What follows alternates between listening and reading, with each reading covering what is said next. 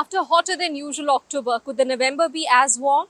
Well, according to the latest forecast of the India Met Department, the day and night temperatures across most parts of the country in November are likely to be above normal, except for some parts of northwest India and west central India, where the day temperatures could be normal, but the nights are likely to be warmer. Well, why is that?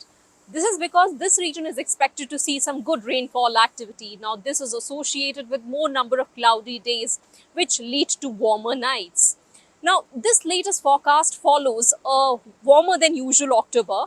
The maximum temperatures across most parts of the country in October were about 0.8 degrees Celsius above the long-term average.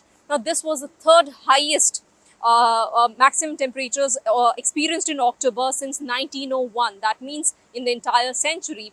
Well, the mean temperatures were about a degree hotter than the long-term average. So, according to the Director General of Meteorology, Dr. M. Mohapatra, we really cannot rule out the impact of climate change.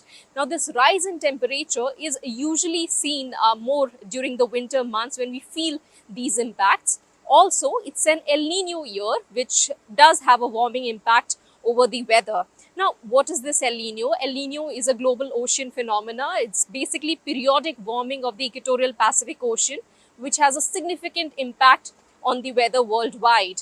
Now, this phenomena usually peaks during the winter months, that is December to January. Now, according to the IMD's data, the rainfall deficit was about 30% for the country as a whole in October.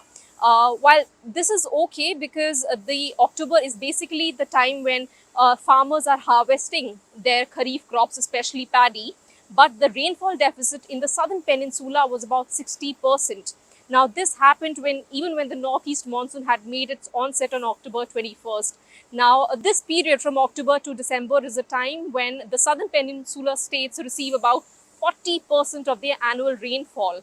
Now, the northeast monsoon has been subpar and there has been a staggering rainfall deficit in these regions. This is a characteristic feature of two systems at play. One is El Nino and the second is a positive Indian Ocean dipole. So what happens during this time is that the southernmost parts of India, like the extreme southern parts of Kerala and Tamil Nadu, receive good rainfall activity, while the northern districts face a rainfall deficit, and that is what we have seen so far over the last 10 days. However, the latest forecast of IMD suggests that there could be some good rainfall activity from 3rd to 5th November for these districts. Another important feature here is the cyclone, because this is a cyclone season. We have seen how the warmer sea surface temperatures in the North Indian Ocean have supercharged two cyclones in the North Indian Ocean over the past 10 days. We saw a cyclone Tej in the Arabian Sea and cyclone Hamoon over the Bay of Bengal. Both of them intensified rapidly, and though they veered away from the Indian coast, one impacted Yemen, the other impacted Bangladesh. But we have seen how climate change is fueling these storms and making them intensify rapidly. Dr. Mohapatra also pointed out that the speed of these cyclones was slightly faster than usual. Now, all these changes we are experiencing in the weather over the years and are kind of related to the impacts of climate change. This is the weather forecast by the India Met Department, and they will come out with a winter outlook at the end of November, which will give us a better idea of how the winters are going to be for this year.